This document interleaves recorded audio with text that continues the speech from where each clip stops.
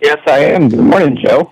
Thank you so much for coming on. You and I know each other only through Twitter. When I heard that I was going to be guest hosting, you're the first person I reached out to. Then it occurred to me that we could talk about libertarian thought and Austrian economics for the whole 2 hours.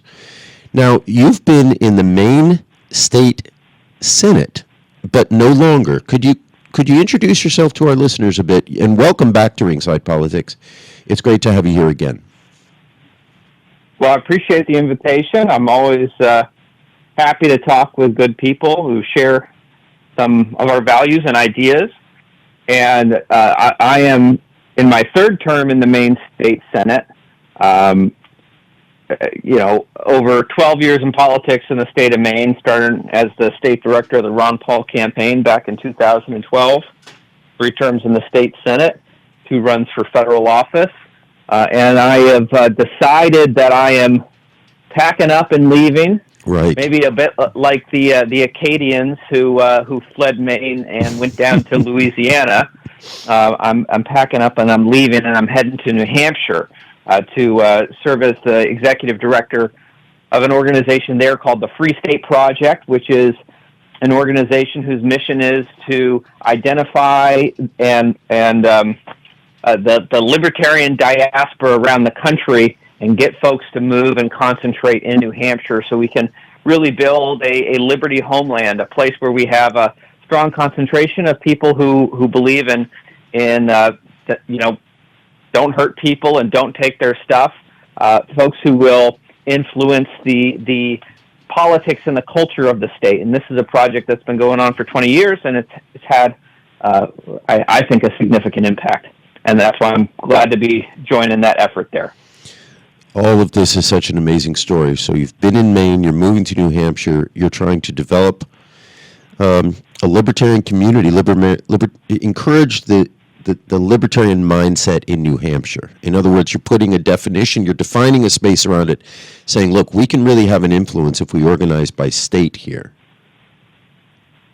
Yeah, there's a number of considerations that go into this. One, I do think that the construction of our Constitution is such that the states still remain the Achilles heel of this empire that's grown up in the place of our once proud republic. We can do a lot on the state level, and I've participated in these efforts in Maine, but we can do a lot on the state level to both establish kind of liberty policies within kind of our own state apparatuses, but also we can proactively nullify unconstitutional federal actions.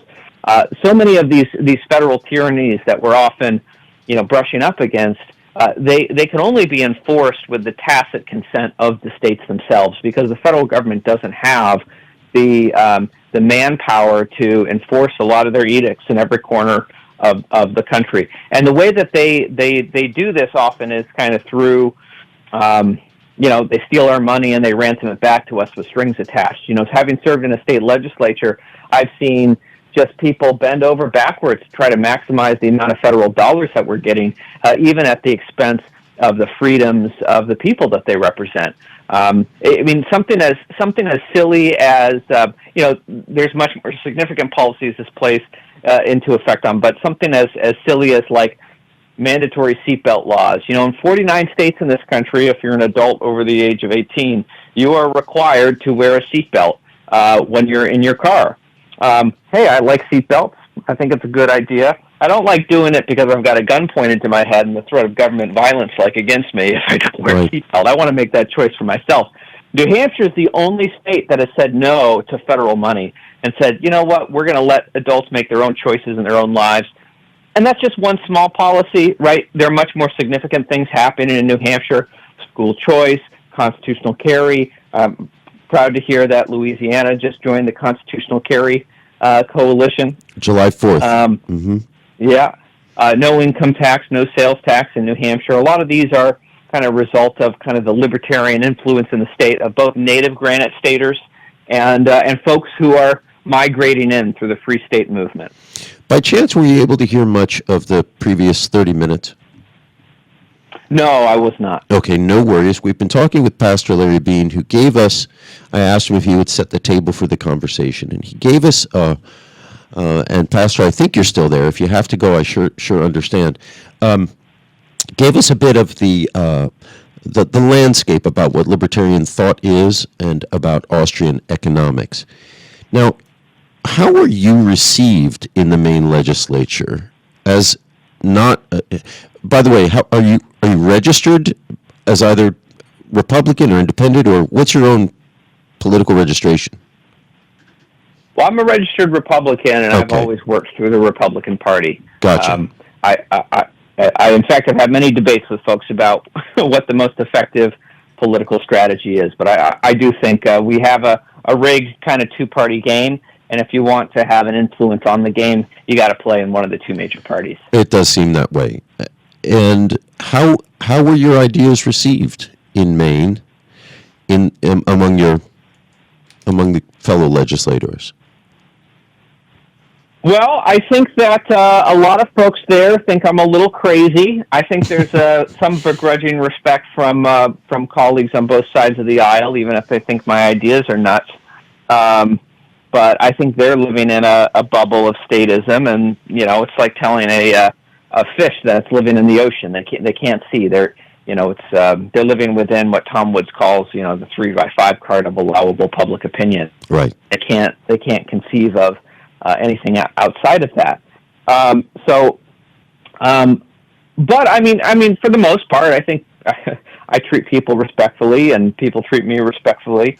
But I have been encouraged that in the years since I began, there are many more liberty legislators now than when I started, at least in the House of Representatives.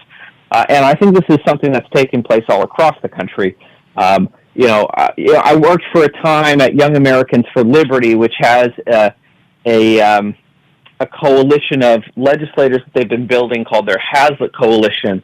And when I got started, there was nothing like this, but now they've got over 300 state legislators across the country in this coalition who are, Ron Paul influenced liberty legislators, people who are pushing constitutional carry and defend the guard, and many. I realize some of your audience might not know what defend the guard is, but many strong liberty ideas, advancing them through the state legislatures. And I think this is why we're seeing a breakthrough in things like school choice across this country. You look at where school choice legislation is advancing in states across the country, and I bet you will find a liberty legislator behind that effort, someone who's been influenced by the Ron Paul movement. So I'm very excited that on the state level, both in Maine and across the country, this legislative effort in the state capitals is taking root and making progress. Could there be, human beings tend to turn lemons into lemonade. Sorry to use that expression, but it fits. So as a consequence of, let's say, the lockdowns and what happened during COVID, which that's a whole nother conversation when it comes to liberty, we're seeing a dramatic increase in homeschooling. Absolutely. Are we essentially seeing that things have gone too far, that the federal government, that these forces have simply taken things too far? Do you think the lockdowns and what happened in COVID could spur other good responses that would not have been anticipated? Well, I think it has spurred people, by and large, in two opposite directions. I think that certainly I see this on the conservative side of the spectrum of people questioning things that they dare not question before, whether it be the government school systems and the complete failure to provide an adequate education for students during COVID, but also kind of parents in the Zoom classrooms kind of sitting in and realizing what was being taught and having their eyes open there. I think that's been great for parents, so many parents, to be waking up to kind of the ills of that system. I see conservatives who are questioning the pharmaceutical industrial complex that would have been not kosher in the past, and questioning intelligence agencies and the military-industrial complex. On the political right, I've seen a really great shift in a direction that is very encouraging. But I've also been very sad to see on the political left even on issues where I oftentimes felt like I found common cause with people on the political left, they've shifted so authoritarian. I mean, no longer is this the political movement in America that questions wars and questions authority and questions intelligence agencies and spy agencies. This has become I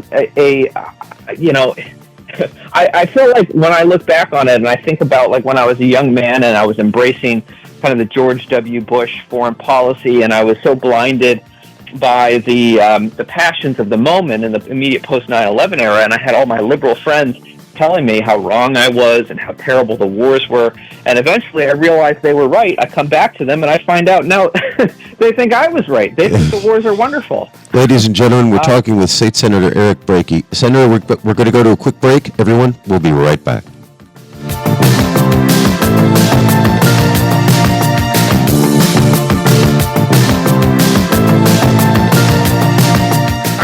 Constant battle with mosquitoes outside your house? Stop smacking yourself in the face. Call Mosquito Joe. Whether it's playing ball with the kids or cooking out, Mosquito Joe treatments allow you to enjoy your yard without the nuisance of pesky mosquitoes, ticks, and fleas. No more itching and scratching, and no more wasting time on smelly products that don't work. Visit MosquitoJoe.com or call 504-208-2361 for more information and a free quote. With Mosquito Joe, outside is fun again. 100 years have passed since Our Lady of Fatima first appeared to the 3 shepherd children in Portugal. Her request, when granted, will assure peace in the world. Her requests are simple: the consecration of Russia to her Immaculate Heart by the Pope and all bishops of the world, pray the Rosary every day, and practice the first 5 Saturdays devotion. When enough people follow her instructions, there will be peace. If her requests continue to be ignored, there will be dire consequences. Time is running out. Please pray for the conversion of Russia. For information about Fatima, contact www.fatima.org.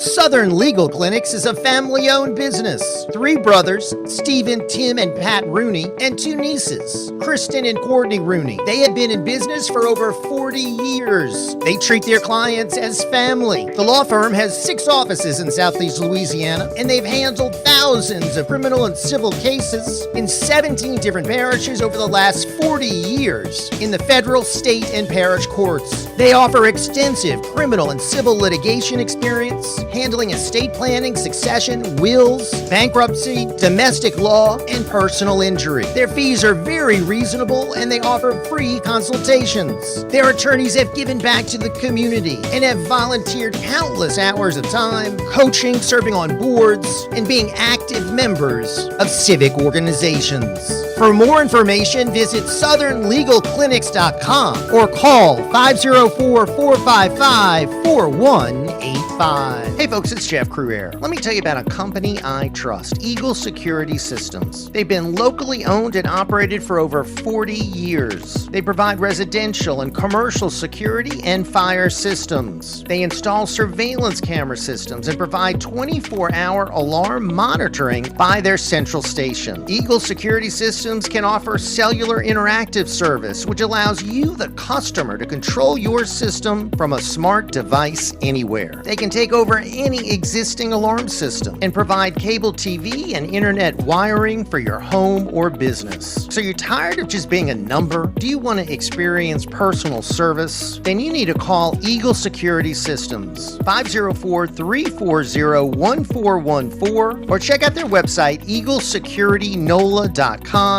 I trust Eagle Security, and you should too. And let them protect your home and business with the eyes of an eagle. Remember, nothing lasts forever, except maybe a seat in Congress or a judgeship or taxes or felony convictions, and therein lies the problem. But the only convictions we care about here at Ringside are yours. Your host, Jeff Cruere, has 20 years of listening and speaking up for our side, and he has the record to prove it. Prove you care now by calling Jeff Cruere at 556-9696. Ladies and gentlemen, welcome back to Ringside Politics with a Punch with Jeff Cruere. I am the guest host right now. My name is Joe Kite. We've got Maine State Senator Eric Brakey on the line. Just before we went to break, we were talking about the potential consequences, what happened after COVID.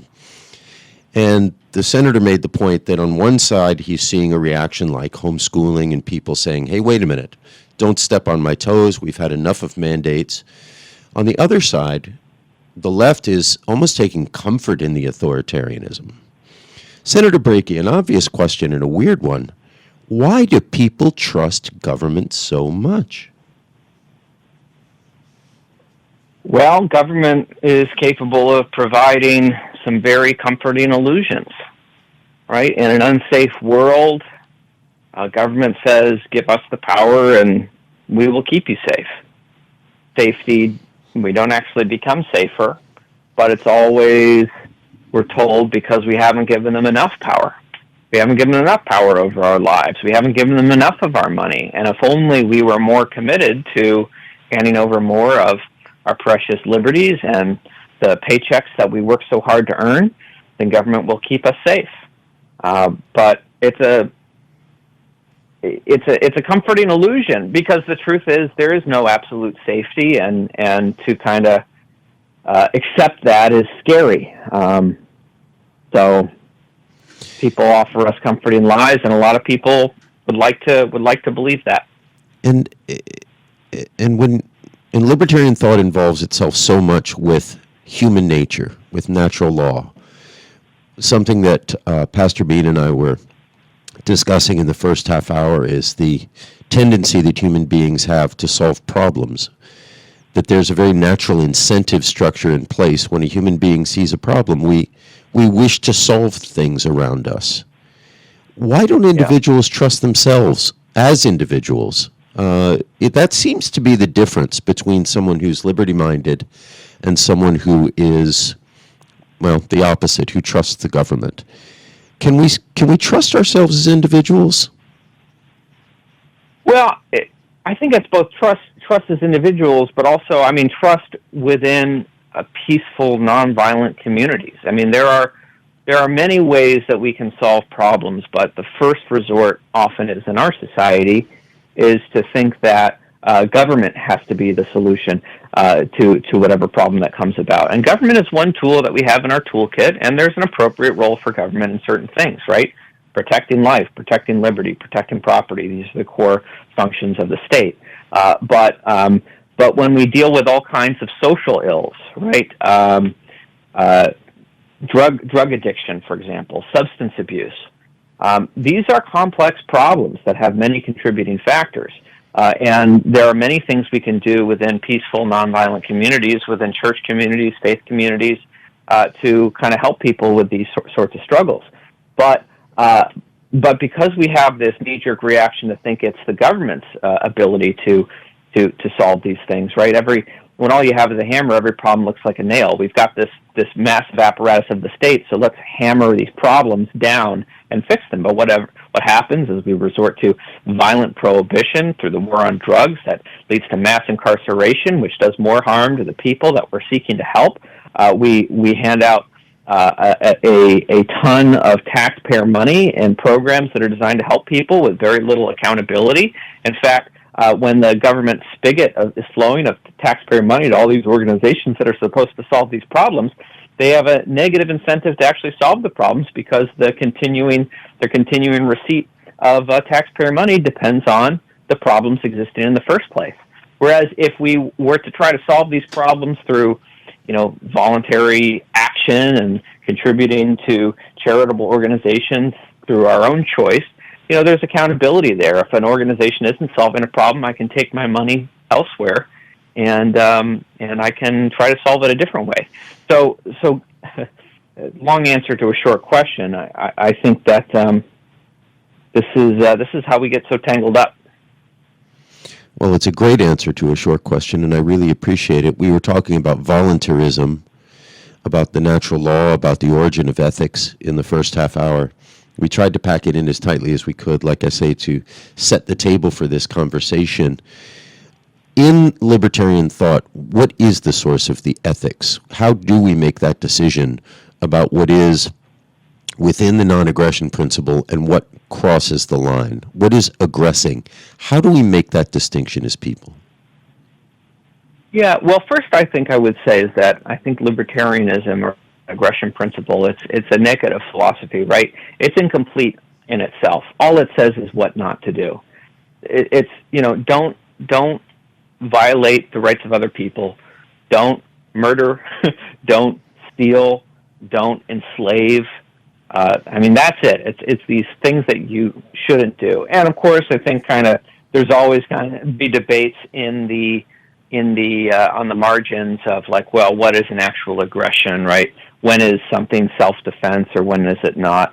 And in those cases where things are kind of in gray areas, that's why you have, we need to have some systems of adjudication, whether it's through the apparatus, the state apparatus of the courts, or through other means that both exist with like private arbitration or other ways that folks like Murray Rothbard have theorized you could handle these things without the state.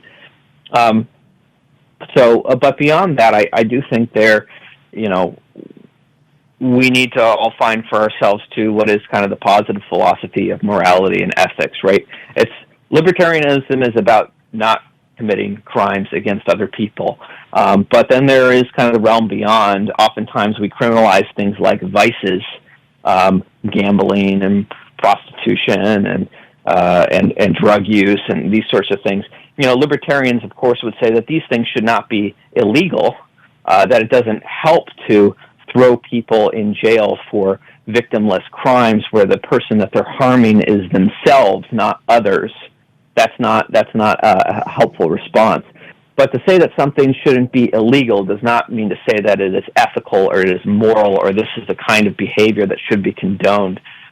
Libertarianism, of course, does not mean libertine, though there are many libertarians.